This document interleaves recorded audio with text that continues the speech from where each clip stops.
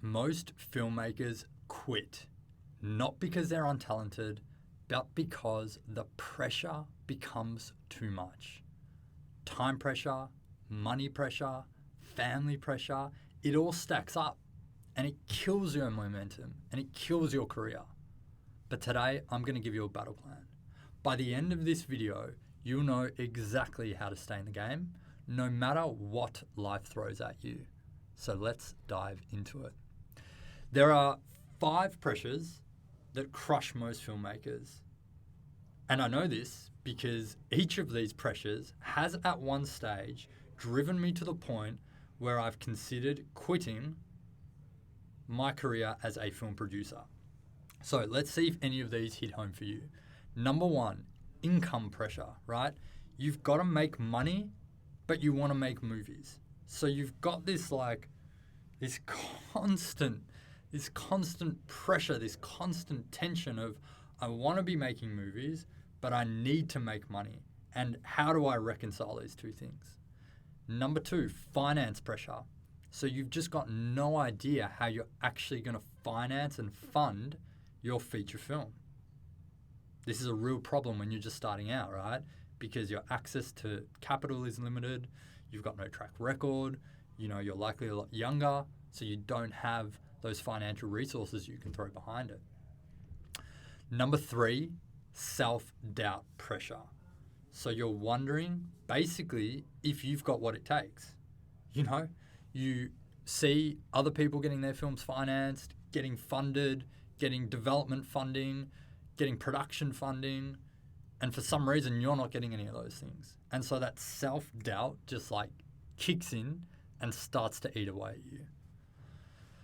Number 4, societal pressure. So people keep asking you, when are you going to get a real job? You're getting older, right? How much longer can you keep doing this? You said that you would give this amount of time. That time has passed. You're out with your friends and you know that they are all making good money now and you're still basically trying to work this all out. The 5th one, and this one is one that has become more apparent for me in the last few years after I became a dad, now of 2 boys, and it's family pressure, right? So life's getting bigger, life's getting busier, and so filmmaking is getting squeezed. And so if you're a parent, you've definitely felt this pressure. And what I find interesting about these 5 pressures is it's rarely just one. It's like these pressures are kind of compounding on each other and interrelating with each other and creating this monumental pressure against you that then these thoughts just start creeping in and you're just going, should I keep doing this? Why am I doing this? What is going on here? So just real talk here. I've considered quitting multiple times. I've considered quitting this year, right?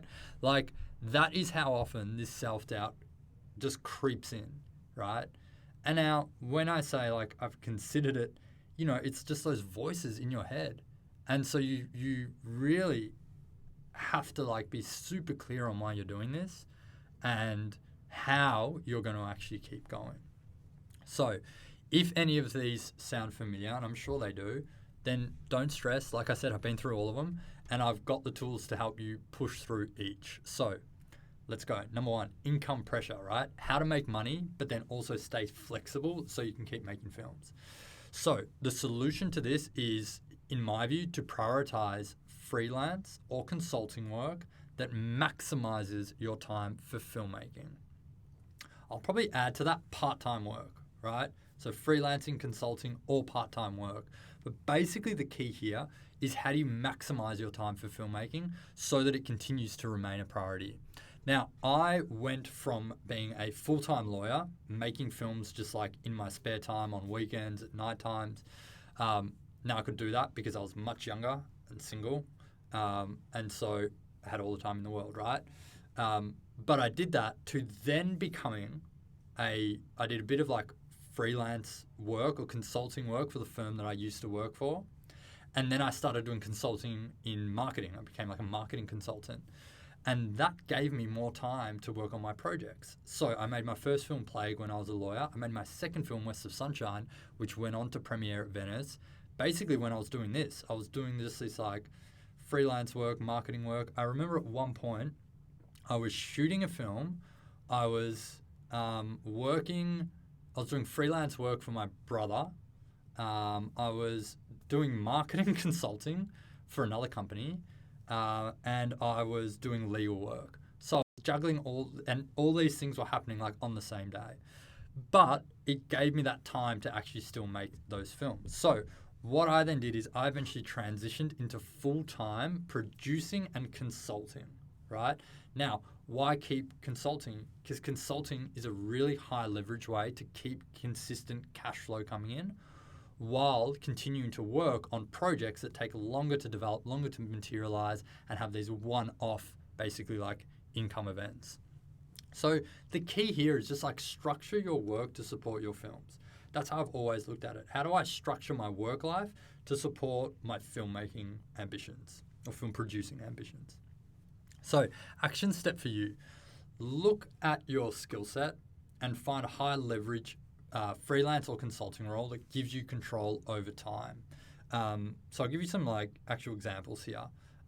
So firstly, if you're in full-time work and you can take the hit to go to part-time financially, then take the hit and go to part-time while you work on your films. Now, that's probably not going to work if you have a family and all those things, but if you're young and you've got time, consider doing something like that, and then maybe pick up some work like at a bar on a weekend or something like that. Otherwise, look at high leverage like freelance or consulting roles. Like honestly, marketing is like a really easy role. You can learn stuff. Like you can learn marketing, basic marketing, like probably over a weekend by watching YouTube videos, and then go and provide those services to businesses. There are so many small businesses in the world that need help marketing their products or their services. That's like honestly the easiest gig that you can get into. So let's go number 2. So finance pressure, like how to actually fund your films. The solution to this, in my view, is to start small, right? Prove yourself and then scale up or partner with a producer who can actually handle the financing side of it. So my first film had a $120K budget. Why? Because there were 3 of us, me and 2 co-directors, who were willing to put $40K each into the film over like an 18-month period. That's it. That's how we worked out the budget of the film. From there, I worked my way up in terms of budgets. So my next film was $300K. The one after that was $850. The next one was $1.5.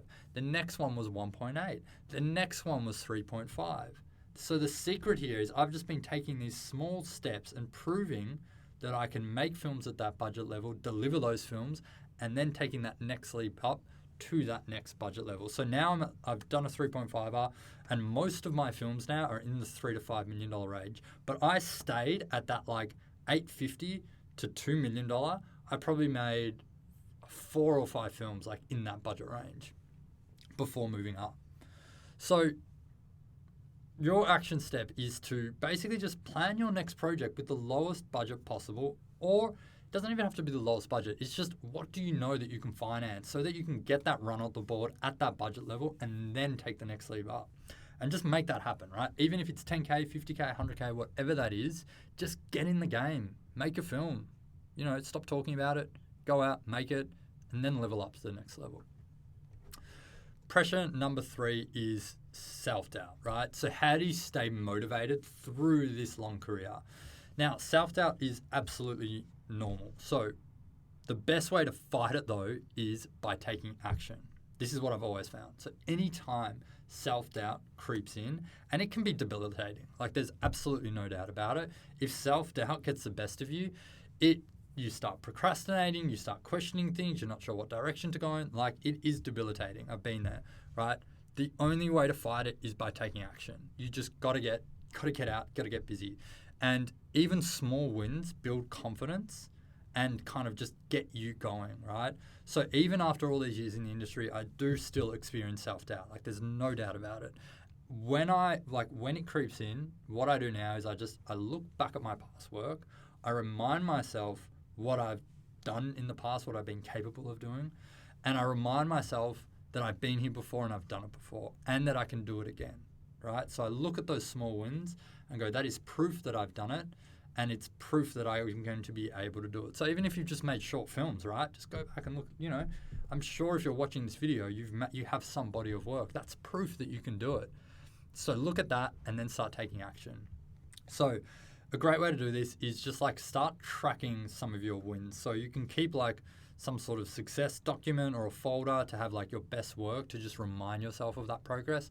I've got like an Exile's Greatest Hits document now that's got hyperlinks to like, interviews that I've done with clients. It's got, most of my best YouTube videos, links to my films, just something that I can go to and say, okay, like this is proof that I'm able to do it. Number 4, so societal pressures. So this is just like ignoring the naysayers, basically. So look, you only get one life. Don't let other people's opinions dictate your path. It's very easy for people to dump their limiting beliefs on you, but it's so vital that you just don't take, really, not that you don't take notice, but that you don't take those to heart and you don't let their views or their limiting beliefs dictate your life. So years ago, I was mailing a DVD to a film festival back when DVDs were a thing and you actually had to go to the post office and send them off. And I saw a family friend, a friend of my dad's actually, he was out the front. And he was like, asked what I was doing. I told him what I was doing. And he goes, oh, you'll never make money making films. Like, I don't know why you're wasting your time. But the reality is that he was wrong. I have made money making films. I continue to make money making films. So you have to trust yourself and block out that negativity and just go on your own path and just block out that noise. So the action step here is just surround yourself with people who believe in you and who are also believing in their own path.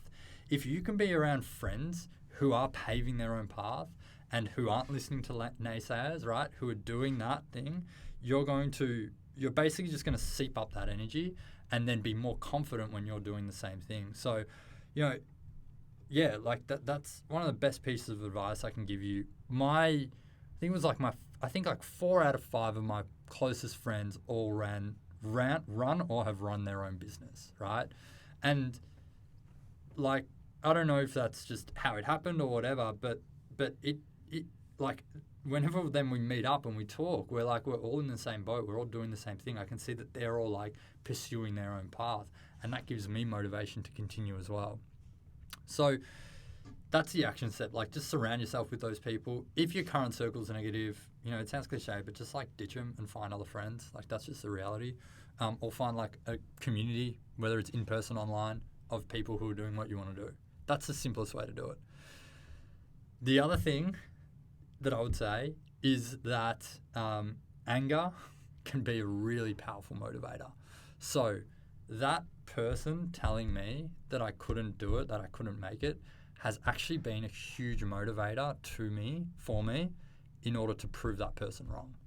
Whether that's healthy or not, I don't know, but you can absolutely use some of those naysayers as fuel to basically show them that you're going to do it and you're going to prove them wrong. Number 5 is family pressure. So how do you turn like responsibility into motivation? So what you want to do is, instead of seeing your family as a roadblock, use them as motivation, right? Show them what's possible. I remember when my first kid was born, and then there was all these pressures and time crunch and all that sort of thing. But I thought, well, when he's like, basically like what sort of behavior and mentality or attitude do I want to model for him?